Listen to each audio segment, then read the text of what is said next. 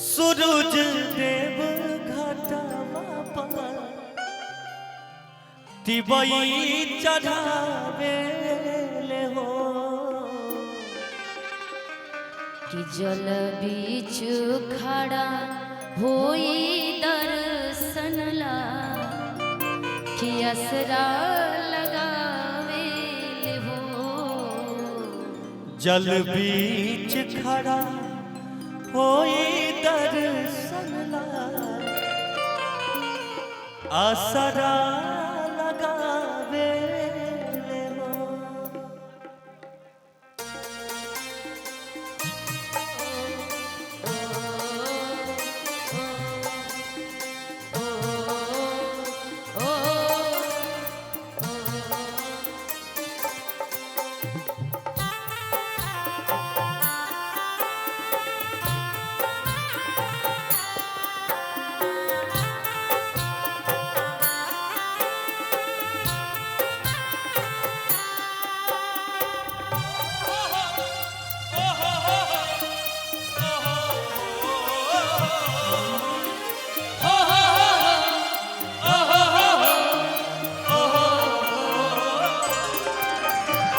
जोड़े जोड़े फलावा सूरज देवा घटावा पे दीवा ही चढ़ावेली हो जोरे जोरे जोरे फलावा सूरज देव घाटवा पर दिवाई चढ़ावे ले हो जल बीच खड़ा होई दर्शन ला असरा लगावेले हो जल बीच खड़ा होई दर्शन ला आसरा लगावेली हो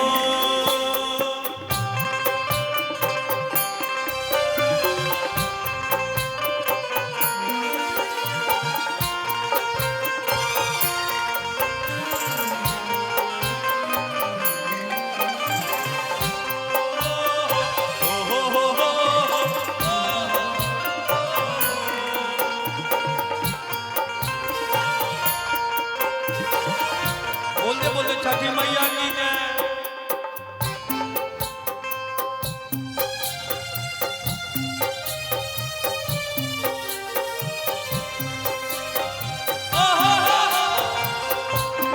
कोई दर्शन ला दिवाई पुकारेली हो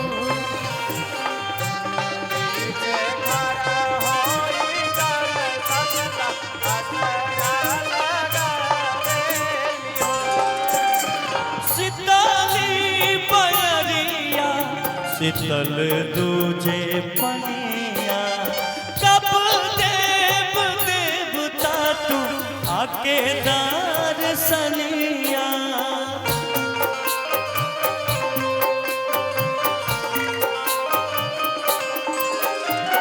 शीतली प्यारिया शीतल दूजे पनिया कबू देव देवता तू आगे दर्शनिया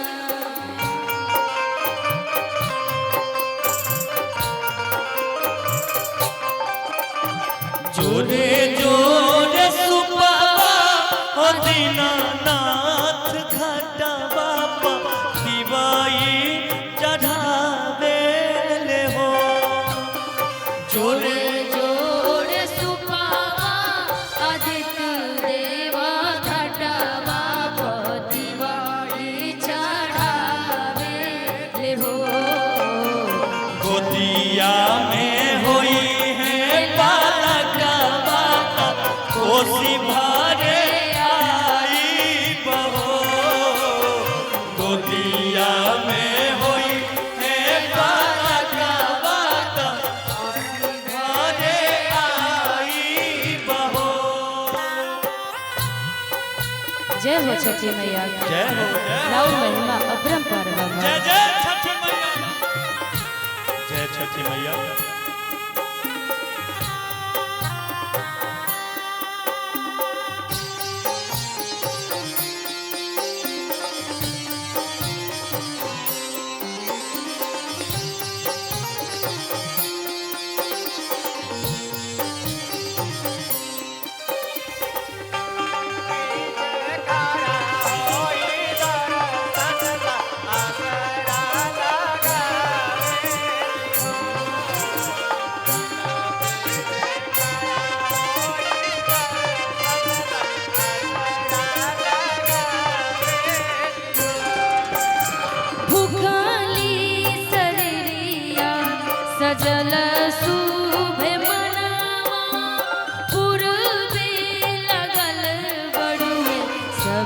के धियनवा।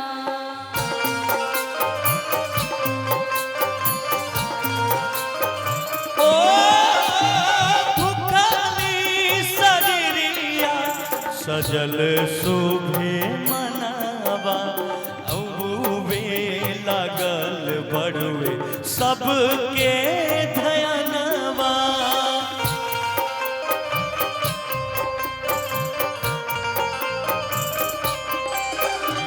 जोड़े जोड़े दौरा हे दीनानाथ घटवा पतिवा की चढ़ावेली हो।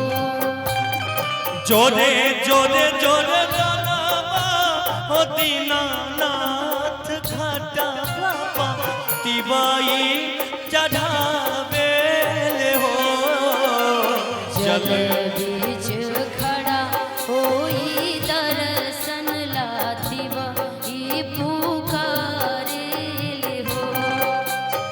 जल बीच खड़ा होई दर्शन ला आसरा लगावेली हो। जल बीच खड़ा होई दर्शन ला आसरा लगावेली हो। जल बीच खड़ा होई दर्शन ला आसरा लगावेली हो। कि जल बीच खड़ा होई दर्शन ला असरा लगावेली हो। आसरा लगावेली हो। बोलिए छठी मैया की बहुत बहुत धन्यवाद।